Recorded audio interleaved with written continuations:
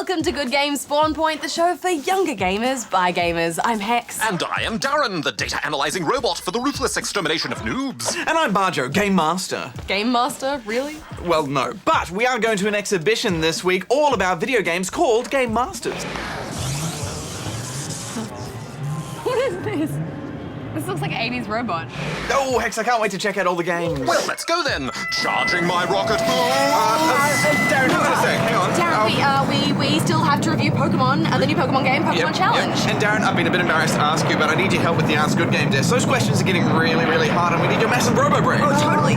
Rocket boots, disengage. Well, if you insist, but I will have to make some enhancements to the desk. Okay, well, why don't you do that while Bajo goes and reads the news? Yeah. Ask Good Game.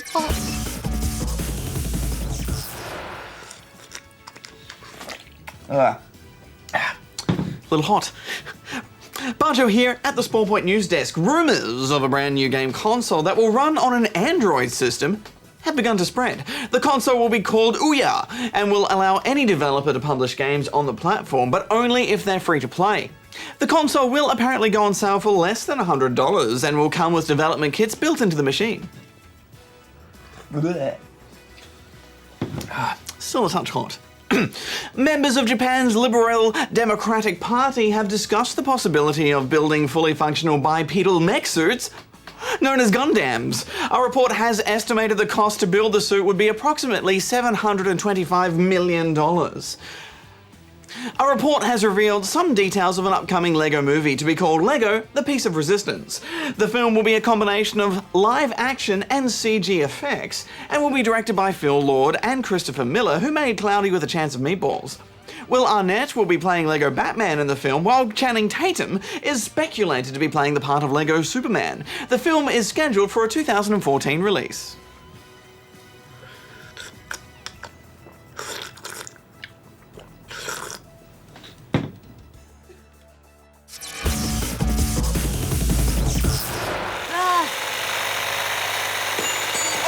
Oh, Hex! So noisy in here! Here's your ticket for Game Masters! What is going on? Guys, it's D.A.R.R.E.N. He's making alterations to the Spawn Point desk. We're not really going to let him do this, are we? I can barely hear you, Hex, but we're not really going to let D.A.R.R.E.N do this Spawn Point desk, so let's just go to the exhibition and come back before we get started. What? Yeah, exactly. Cheese sandwiches, okay, I've packed 7. Let's go! We're in Melbourne at the Acme Game Masters exhibition, where you can see the history of video games in action. What do you think, guys? Should we go play some games? Yeah!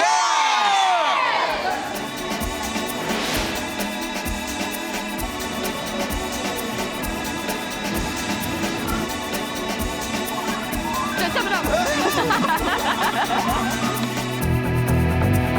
This is my second big video games exhibition. The first one was a kind of history of video games, but this one I really wanted to focus on the video game designers, the people that make the games and come up with the ideas, and the teams of people that work for them. And they've been very generous, and we're delighted to be able to showcase a lot of the material here, but the focus is on playable games. So when you come to Acme, it's really, you know, learning about the work through playing. It's quite a broad spectrum of games here. How did you choose which ones you wanted to showcase? I wanted to kind of, you know, speak to the history of video games. So I always wanted to kind of start the exhibition in that very early period in the 70s and 80s, the golden age of the arcade games, and, you know, include some of those classic games that I used to play when I was a kid, you know, Defender and Robotron and Space Invaders and so on. But I never knew who made those games when I was a kid. I just kind of took them for granted in a way, and this project has allowed us to do the research and find out who made those games and why they made them. So we started in the 70s, and we've really sort of worked through the 45-year history of video games, all the way up now into the sort of era of the mobile game. What's it like being called a Game Master? I was embarrassed about it at first, but I'm starting to become more and more comfortable with it. In fact, I'm going to insist on it from now on. It's nice. I mean, it's a little embarrassing because, you know, we have a whole team full of people to make these games. It's not just me, but they're not here right now, so I'm going to say it's just me.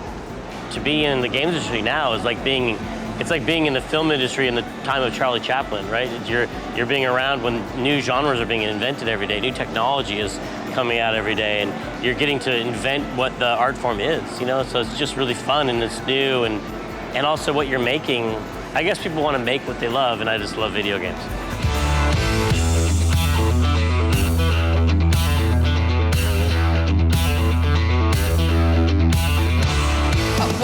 contributed to the show? Basically, some of the arcades you can see here, and of course all the consoles behind you, the control pads, the handhelds, and things like that.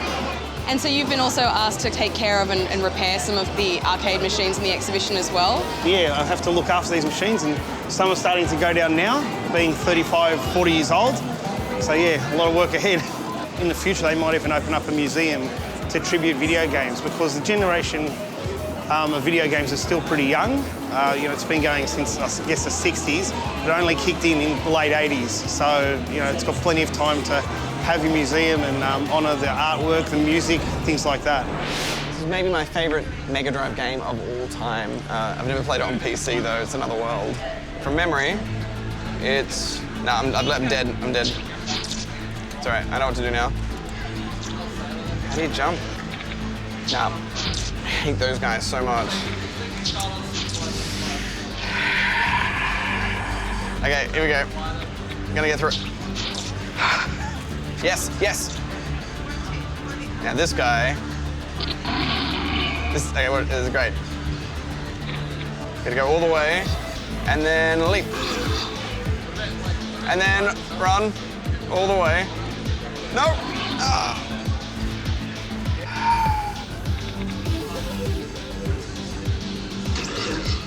Whoa. Pretty sure... Yep. It was so good.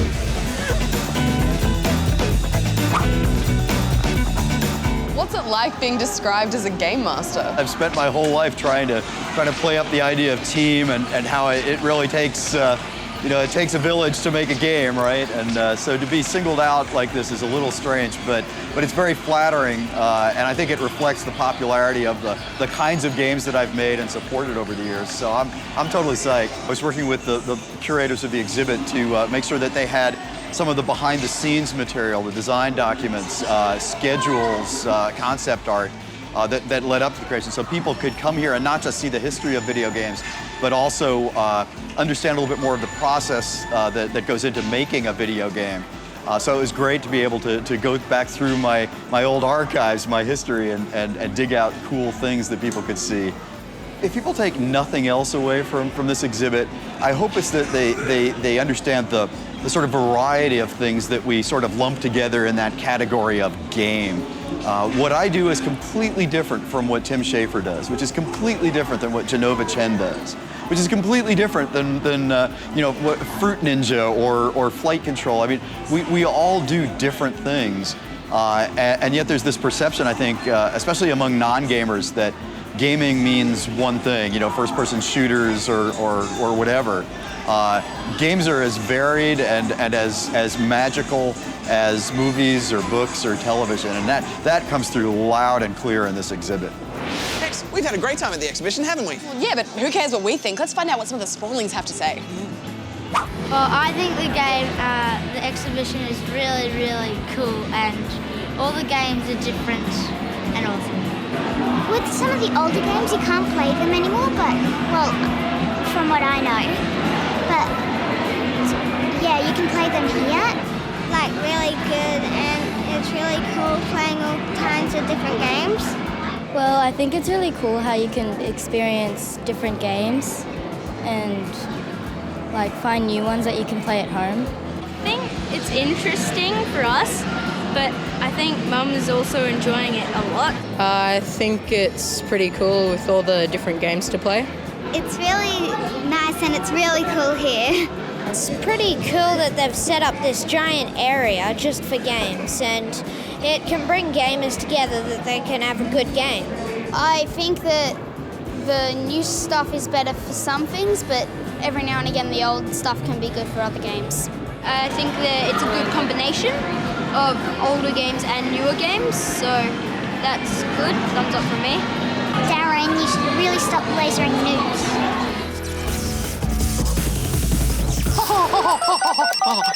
So many spawnlings, so many questions. Silence. Now it's time for our spawn point with D.A.R.R.E.N. The first question is from Jai in Melbourne, Victoria. Bajo and Hex are in Melbourne.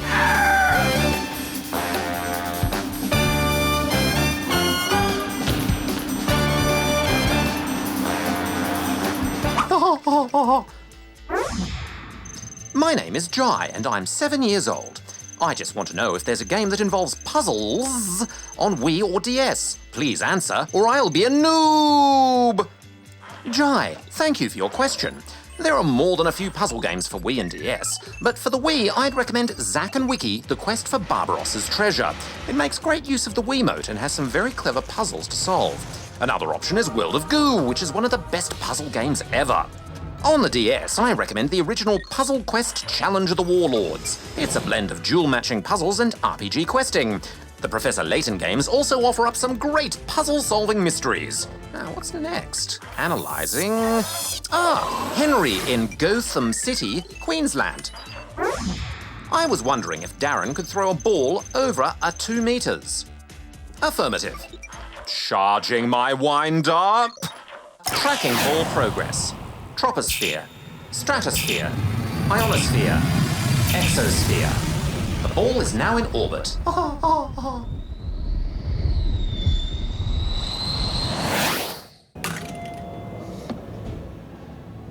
A new robot record. Talking of records, if I rewire the national power grid, I should be able to process questions at a faster rate.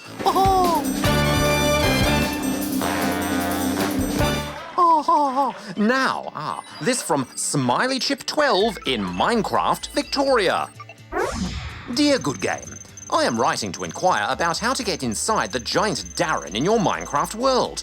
I have previously heard you mention something about a roller coaster on the inside. Well, Smiley Chip 12, there's nothing to it really. To get inside, simply go upstairs in the house near the giant me. Then, just to the left of the loot room, and next to the entrance to the tree farm, you'll find this piece of track. This track is the beginning of the roller coaster, so simply place a minecart on it, give it a little nudge, and quickly jump in. And there you have it. You're riding the Poopanoob! Prepare to be pooped! And if you'd like to explore a little bit, then you can simply jump out of the minecart once it gets inside. Now, commencing scan for the next question. Here we are, and it's from Noah in Balmoral, Queensland. Is there going to be Angry Birds on the DSi? If you don't answer, I will get NASA to fire a rocket at you. Joke, joke. P.S. D.A.R.R.E.N is the epicest robot ever. Well, thank you, Noah, and may I say that is an excellent question. But unfortunately, Angry Birds is not available on the DSi, despite the developers stating they were making a version for Nintendo platforms way back in 2010. The developer Rovio has recently confirmed that it is coming out on the 3DS at some point, however. And they've never said that it won't be making a version for DSi, so perhaps it's still in development and they've just been very quiet about it. But moving on, analysing questions. Here we have another excellent question from Brody in Kilmore, Victoria. Darren, help is needed. I need help with the newly released game Kid Icarus Uprising. I am stuck on Cragger Launcher. If you do not respond, I will be a noob forever. P.S. Use or rock. Well, I'd be glad to assist Brody. Craggerlanch is a tricky boss and he only has one weak spot on his back. However, you can damage him by simply shooting him in his face. So simply shoot him as much as possible, try to dodge his attacks, and get behind him whenever you can. He's very slow to turn around after he charges you, and after many of his attacks, so that is usually your best chance to get to his weak point for massive damage. Good luck with it, Brody. Now next, we have this from Modnar Person in Cowland, Land of Cows, Victoria. Hey! Is there any online games like Thrillville, or any game that you can think of, that you can make your own roller coasters, then ride them when you are finished? And please let Darren sing Party Rock Anthem. He is awesome, so are you guys! Thank you for your kind words. I'd be delighted to sing Party Rock Anthem for you now, Modnar Person. Party rockers in the house tonight. Everybody just have a good time. Party rockers in the house tonight. Everybody just have a good time. I think we got here just in time, Hex. Lose your mind. Darren. Everybody just Darren. have a good time. Okay, well, Darren, what about Modner's question, games about roller coasters? I mean, there's Roller Coaster Tycoon 3, which was made by the same developers who made Thrillville, and you could make and ride your own coasters in that. So there's really no need to sing at all, is there? And we did just find a little downloadable game for Windows called Roller Coaster Rampage. It's very different from something like Thrillville or Roller Coaster Tycoon. It's more of an action arcade game where you actually make the roller coaster as you ride it and try to link it up with other sections to set high scores. It's pretty fun though. Thank you, Bajo and Hex. Party rockers in the house tonight. That's not bad, actually. Everybody's gonna have a good time. And we're going to make you lose your mind. Okay, well, I really think we should just move on to the next question. It's from Questionable Rat in Warrnambool. Everybody have a good time, yeah. Every day I'm lasering. Pronounce Warrnambool right. When is Scribblenauts Remixed coming out? Is it already out? Help me, I don't want to become a noob.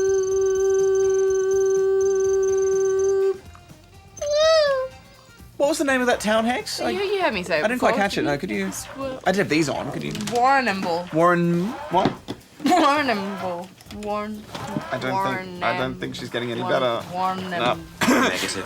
Anyway, Questionable Rat, the good news is Scribblenauts Remixed is already out, but it's only available on iOS, so you'll need an iPhone or an iPad to play it.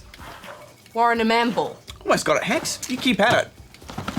If you haven't got an iOS device, there's also Scribblenauts Unlimited coming out at the end of the year for the Wii U, 3DS, and Windows. Is it Warrnambool? Warrnambool? Yeah. I did it! Oh, nice one. On that note, I think we should get out of here and get back to the studio because we've got a Pokemon game to review. Charizard, Joltik, Eevee, Jigglypuff.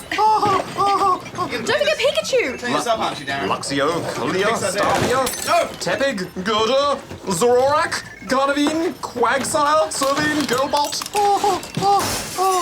Psyduck. It's total and utter chaos. Such a mess. Put that desk back the way it was, Darren. Right. Well, there have been a lot of Pokemon spin-off games. Affirmative. 32 to be exact, if we count the Red and Blue Mystery Dungeon games as one. Well, yes, but so far none of them have been quite like Pokemon Conquest.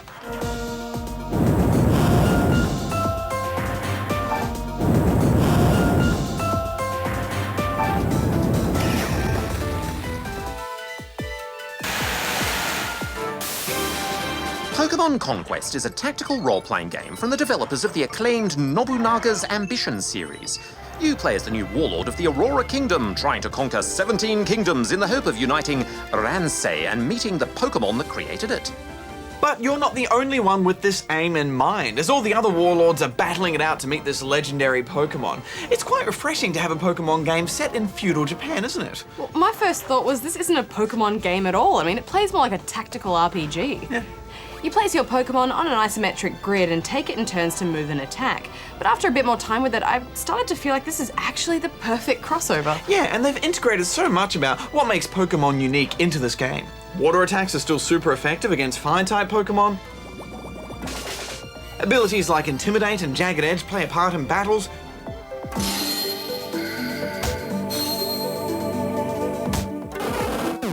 Stats, status ailments, and even evolutions are all here. Plus, Magikarp still uses Splash. I thought it was a great idea giving you an Eevee as your starting Pokemon. It's just so much fun choosing which evolution would best suit my party. Pokemon veterans will definitely be at an advantage here in terms of knowing which Pokemon can evolve and which attacks will be super effective against your enemy. But if you're a noob, the game does do a good job of letting you know which type of Pokemon to bring into the big battles. Yes, and there are heaps of tactics involved. Do I choose Pokemon that can attack from a distance or ones that do radial damage? And do I bring along some flying Pokemon that can traverse the map quicker, or just ones with the greatest type advantage? I do admit though, sometimes it's necessary to cop some friendly fire. Sorry friend, it's for the greater good. I love the subtle changes in damage. For example, you'll do more damage if you're on a small cliff above your enemy, and if you don't attack them head on. The enemy artificial intelligence is really good too, because they'll flank you and they'll position themselves so you can't hit them. Oh, that's great. Yeah, it's just such a shame that each Pokemon only has one attack move that they can use. I mean, it's classic Pokemon that each creature gets 4 attack moves, but here there's only one. Yeah, but I think being able to choose your move on the fly would actually take away from some of the strategy. Then you wouldn't be able to position your Pokemon in ways to avoid their attacks. It's kind of like Advance Wars, and those games are my favourite DS games of all time, and mainly because all the units can only attack a certain way and move a certain way, so you've got that perfect, beautiful strategy there. Maybe it would have been nice to be able to pick your ability before the battle, though. There's a good variety of maps. Some have poison pits that don't affect poison Pokemon, and others have rings that you fall out of when attacked. I especially liked the map with the teleporting portals. And these maps really change the way that you approach a battle too. One time I went in with a team that had a massive type advantage, but then they unleashed all these boulders on me. I spent the rest of the battle keeping out of the boulder's path. Awesome. Your warriors can also link with wild Pokemon, and the better the link, the further you can strengthen that Pokemon. You're also given the option to recruit some of the warriors you fight, depending on how well you performed. A bit like Fire Emblem. Yeah, but it's heartbreaking spending the entire game trying to recruit an awesome Pokemon, only to find that they have a terrible link with their warrior and can't grow much stronger. But regardless, with over 200 different Pokemon from all 5 generations in this game, you'll soon amass quite an army.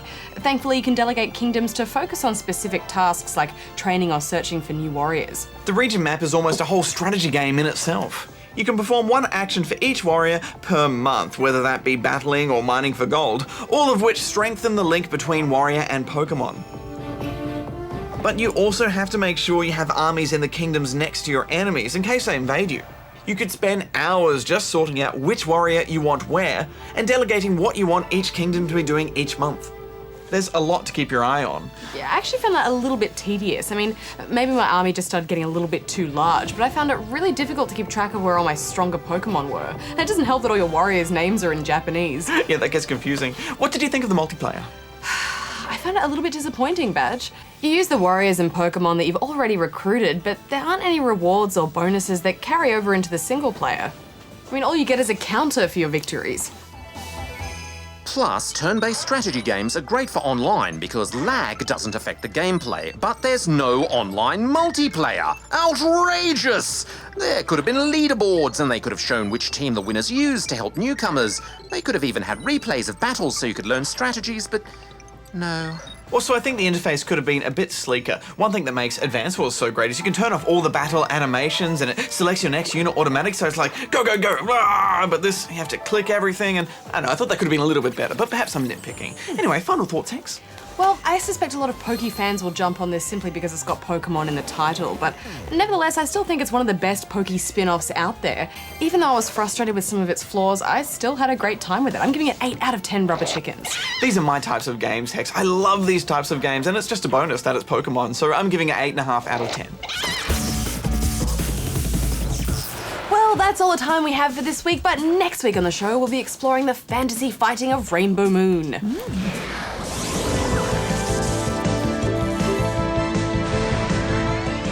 Plus, Mini Ninjas gets a new game, and this time it's on the Kinect.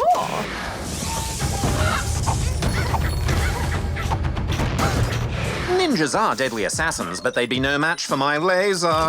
We'll have to wait and see, Darren. Well, until next week's Spawnerinos, Banjo out. Hex out. Darren out. Who would win in a fight, really, between a robot and a ninja? Ninjas are pretty quick, right? I think ninjas.